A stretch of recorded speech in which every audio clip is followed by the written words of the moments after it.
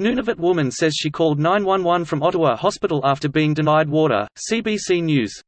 Here's a summary of the article. Lizzie Kakasik told CBC News she was medevaced to the civic campus of the Ottawa hospital after fracturing her pelvis in mid-October. Kakasik said doctors told her she likely sustained the injury from landing too hard on her wheelchair. EMS arrived at her hospital room, where Kakasik said they delivered bottles of water. Kakasik's medical escort, her son, was not allowed to enter the hospital because of COVID-19 restrictions. "What I'm most afraid of is elders who cannot speak English. How will they be treated?" Kakasik said. Kakasik, who attended residential school as a child, believes she was mistreated because she's Inuk. "We're done. We're not going to be treated like that anymore, anywhere," Kakasik said. This post received a score of 32,000, with an upvote ratio of 92%. Here are the top comments in response to this article.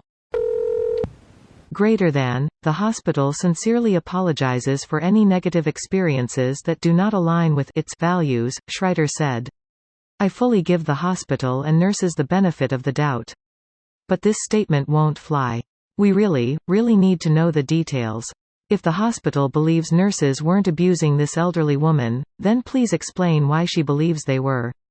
Tell us how often she was given water and who says so. Topically, we refuse water to patients all the time. Dietary restrictions, upcoming procedures, and active disease being a few main reasons. In the article it says she was refused water because she heard the nurses tell her that they didn't want to have to change her diapers so frequently, which doesn't seem like a valid reason to keep someone not well hydrated.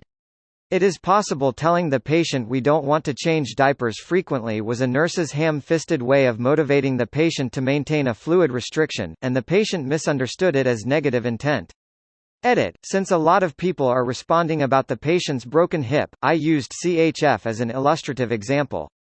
The point is we don't know other than the very limited and very one-sided information provided. The patient's experience is real and legitimate, but we know very little about the provider's side. Racism towards Indigenous people in Canada is rampant, and more blatant than people outside Canada could ever imagine. A lot of Indigenous people will refuse to go to the doctor or hospital until it becomes a life-or-death situation because they don't want to deal with the verbal abuse, judgment, and literal mistreatment which accompanies interactions with Canadian institutions.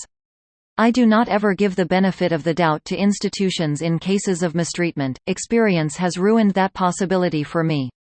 Source: I am Indigenous in Canada. I work with youth. Most of my clients are Indigenous. Often they will ask me to go to doctor's appointments with them or take them to the hospital when needed. They aren't even adults yet and they have experienced how the medical system and every other government system treats Indigenous people in Canada, so they ask me to come because they know they will be treated better if their white social worker is with them. Had to step in when one boy was late a few hours. He had a cab driver refuse to take him anywhere without cash up front and a bus driver that conveniently didn't see him at the stop. So I called in my own time and the cab company said they never demand cash up front unless the driver is uncomfortable, so I got the manager to look into that Saturday morning when my BOI got refused service. Yup, on the books and a note on the kid's file asking drivers to ask for cash. This was literally 2 days of hell for a minimum wage employee who never gave reason for distrust or truancy. This video was automatically created by Reddit to speech. The article and comments in this video were selected from Reddit according to their upvotes, and any paraphrasing was performed by smmry.com, without any human intervention.